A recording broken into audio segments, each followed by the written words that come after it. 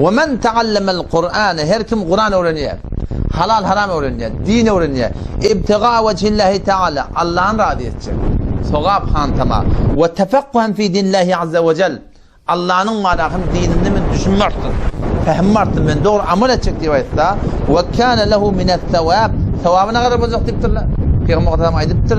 Mitlu cemi'a ma a'tallahu teala el melaike vel enbiya ve rusul. Adı köpü 124'ün peygamber geçiptir. Adı ondan beri 313 tane var Resul geçiptir. Feriştelik tani yok. Şundan hemmeti ne kadar Allah ibadet ettirler, zikrettirler, telavet ettirler, tebliğ ettirler. Ta kıyamet selim her ne kadar olsa şol adamın ki Kur'an'ı okuyup amel edip şeriat deyip toğlanış gelip bir adamlara Allah Teala sizlere toğap verecek diye Müslümanlar. Sabit yani o da toğabı kadar katı. Şu kadarken ama eğer azabı kadar katı o kadar katı. O zaman şu taydan ben inşallah Teala ne mi değilim ki kutahileri istiğfar bilin, sadaka bilin, cobran etmek gerek. Hiç kim yok ki var akım kutahi etme. Ama günaha ısrar etmeler. Günah her kimde bol yanlar. Bir adam başarmır kimin günah etmeyeni. Hatta Peygamber Aleyhisselam hadisine geliyor da eğer siz günah etmeseniz deyiptir Peygamber sahabalara. Allah Teala başka mahluklardır da günah etildi. Allah Hudaý Teala bağışlasın deyip. Eğer siz günah etmeseniz diye bir mahlukların tabiatını akıbetesine hiç günah etmesin. Kul insanlar. Allah Teala başka mahluklardır diye günah etildi. Allah Hudaý Teala bağışlasın deyip. İnsanlar bol yanlar. Şunu yöne devam etmeliler. Günahın hası kebire devam olmalı zindagide. Ve günah sagire de eğer devam tetbikut kebire oluyordu. O da bir kaide başladı o da. Günah sagire devam tetsen sagirelerine kalmıyor, kebire oluyor. Bu günah kebire tövbe etmekle bunun kebireti kaldı. Onu Allah'tan mahvet diye. Bu da ne yaptı? Ulur küt diye adam ne yaptı? Günah kebire muhtarat diye.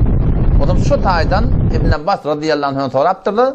Çünkü bir hadisi günah kebiri 7 tane getiriyor. Ya İbn Abbas günah kebiri 7 tane mi deyiptir? Onu 70 de vardır deyip. 70'te. Günah kebir diyorlar ne biliyor? Oldu ki Allah bilen peygamber şuna azap bayıptır. Azap bayıptır. Şuform olayan, sizle olayan deyiptir ha. Şodura günah kebir deyiptir. O zaman şu taydan inşallah Teala kutahilemleri ihlas bilen, sadaka bilen cobran etmek gerek. Asıl amalla ihlas olmalı. İhlas olmasa, Hudaýla koysa olmasa amalın başı her nece olan bilen Hudaý Teala onu hiç vakit kabul etmiyor Müslümanlar.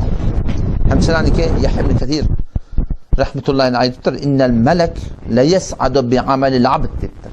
Ferişte deyiptir. Benden amalını koyan abd deyiptir. Ne yapar mı vallahi? Mubtehicen bihi. Beter hoş. İlâ Rabbihi azze ve celle. Allah Teala alpar diye. Çünkü günlüğün amalını ikinin ferişleri koyan abd diye. Oğlum giyeceğim ferişleri geliyor diye. Oğlum giyeceğim ne amal etsek dangdan namaz. O günlüğün küle gittiler de. Ola geliyorlar diye. O zaman diye giyeceğin kendi bular gidiyordu diye. Doğru akıdık gelip dolaşırlar. Şonda vakti ki ferişte bir benden amali acayip bir gurur verdi. Acayip namaz okuydu. Acayip sadaka verdi. Acayip garip doyurdu. Acayip falan etti. Şun amalına hoş olup diye ferişte diye bir gün arkıt ediyor Allah Teala. Ya Allah sana şu benden şu seni övdü. Şu bana sana gurur verdi. Şu bana tebliğ etti. Şu bana falan etti. Şu bana sadaka verdi. Şu bana ağzı doyurdu deyip Allah Teala'nın hoş olup varacak diye فَيَقُولُ رَبَّ عَزَّ وَجَلْ Allah Teala hem diye çıktı. اِجْعَلُوهُ فِي سِجِّينَ O cehennemiyle 7 kat yerin aşağında bir bolyan yeri var. Ruhlarının hepsini şeyle koyun diye ayet. O ne ya Allah? فَاِنَّهُ لَمْ يُرِدْ بِهِ وَجْهِ Menden şimdi ne aktif çıktı? Sen menden şimdi diye ayet. Ama şu tayda Müslüman da onu Allah'a öğretme tavsiye. Şimdi hem rahatlamada hafızda ne da kullanmış oklara. Şimdi bitir mühim mesele. Mihman öğreniyor ayal. Bişir Allah'dan sünün bişir. Huda için et, hizmet et, Huda için et, öğütü veren Huda için et, sadaka veren Huda için et, ademi hizmet eden Huda için. Şu öyle de şeyle, der tuğla rozmere zindagimizde var ha, şu ettiğini işleminde bir lehze dur, Allah'tan için etmektir, Huda için etmektir. O ertesi gün ne mi oluyor biliyor musun? Düğmen bir yapar kayıttım da, o meşhur takbirsi var akim bir hayır hasenat boluptu. O hem kadırdani etmedi sömenden, bir doktordan beri. O şeyde gözleyen dedim. Ya nettik deyip. Yüreğim ağrıyacak oluyor. Benden yüreğim ağrımalı dedim. Ben Huda için ettim dahi. Huda için sonra kadir bildin, bilmedin. Sen Huda için et. O kadir bildin, o bilir.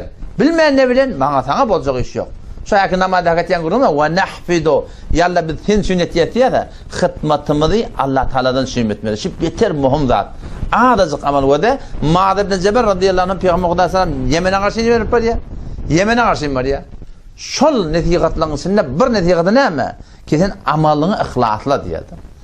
Ağdacık amaldan kafi olur diye. Köp amal bolsa, ihlas bolmasa, Allah'lık bolmasa, Hudaýlyk bolmasa Allah Teala kabul edecek ya. Odam şu taýda inşallah da şudatlara beter habardar bolmaly.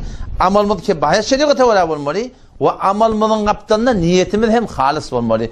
Kawatda ýüregiňe şeytan weswese getirýände riýa etdirjek ýalak, riýa etýän ýaly ýok, sen ödülünden ýöne habaryň barda, aga men Hudaý üçin etýän. Mabada kawatda burada bolýar, men riýa bolanmasyn diýip haýdyşdan galmaly. Riya bolanmasın diýip haýryşdan galmaklyň öýde riya diýdi. Sen meger ödülünden habaryň ýokmy seň? Ödülünden ýöne habaryň bar sen? Ödün bilýän kim sen Hudaý we öderanda? O Hudaý üçin etýän. O weswesele talýa şeytan, o da innemeni haýryşdan galmaly inşallah.